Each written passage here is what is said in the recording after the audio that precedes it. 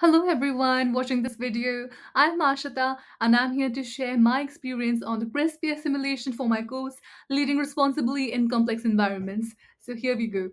So to answer the first question, how I can evaluate my managerial skills as a part of the simulation, I would like to highlight it in terms of four key pillars in terms of prioritization, delegation, managing upwards, and motivating employees. To start off with the first point, prioritization. This is my prioritization pyramid that I came up with after completing the case, having a very detailed discussion with the entire class and my professor. And this is how it finally looks like, how I would prioritize the 10 emails that I received during the case.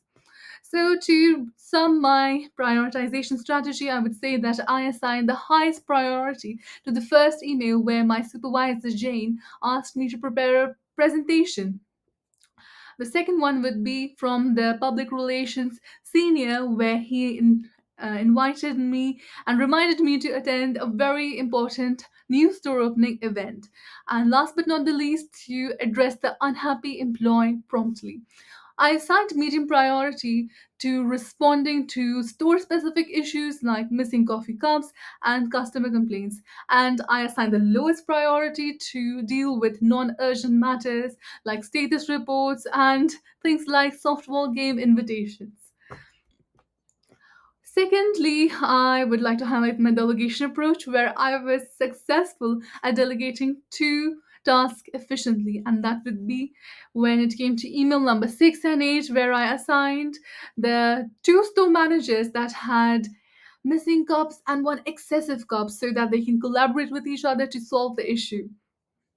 And the second one would be where I addressed Sam with absolute empathy, where he showed concerns of not being very happy with his work due to his immense pressure from his supervisor. I did offer him that I'm available, however, not this week, next week, and he can feel free to book a space in my calendar to have a discussion about this. However, in the meantime, if he thinks that this issue requires immediate addressing, he can always feel free to go to the HR. And one opportunity that I missed that I could have making use of would be delegating my assistant Elizabeth to prepare the presentation pitch on my behalf that I could have later on sent to Jane, my supervisor. When it comes to managing upwards, I would like to highlight my key strengths. First was my quick and prompt response towards the first email, where I acknowledged that I'm going to get the presentation done very quickly. And it also shows my time management skills because I proposed that I would be available. However, later on, strategically thinking that I have other things to deal on potentially so that I can prioritize my tasks and respond to her request as per time entails. But an area of improvement that I could have worked on is if I would have delegated the task of preparing the presentation to my assistant Elizabeth, it would have saved me a lot of time and it would also help me manage upwards by catering to the needs of my senior management.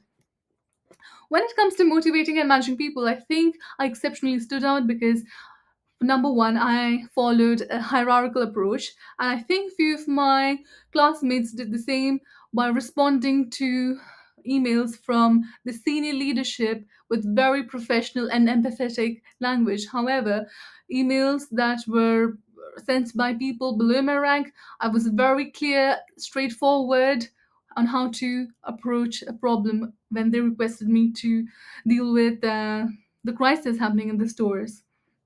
Number two would be me showing utmost empathy to Sam, where he felt distressed, and I reassured him that thank you for acknowledging this as a safe space where he can talk about his distress from work. And number three, where I encouraged my subordinates to tackle problems creatively and showcase their skills because this is where it is their time to shine when dealing with an issue of missing cups. Now, talking about comparison with the team to answer the second question of this assignment. Again, ranking it on four different pillars, I think I exceptionally stood out when it came to prioritizing emails and managing people. However, one thing that I kind of lacked was delegating tasks. I think I excelled to a certain level, but my other teammates, on an average, happened to delegate more tasks, especially assigning the task of completing the presentation to my assistant. That's something where I could have worked on.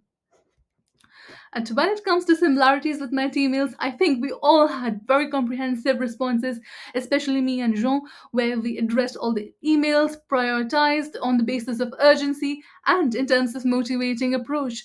Like the missing cups example, we both mentioned, John and I, in the email that this is a difficult situation that you might face in the real world, and this is your time to shine, deal with the problem creatively. And I think we both exhibited the concept of LMX leadership, where we associated this situation to be solved by building personal connections, motivating the employee on how to deal with crisis.